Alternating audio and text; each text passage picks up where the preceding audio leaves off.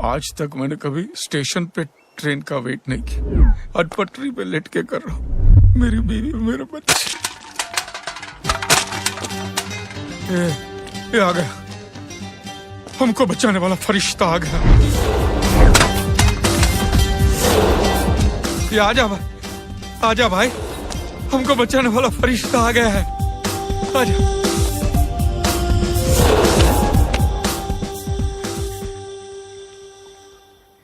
भाई साहब, कर क्या रहे हैं आप? मर रहा हूँ, दिखाई नहीं दे रहा है। सुसाइड कर रहा हूँ।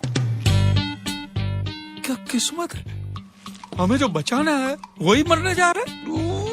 भाई आप मर जाओ, लेकिन पहले हमें तो बचा लो प्लीज।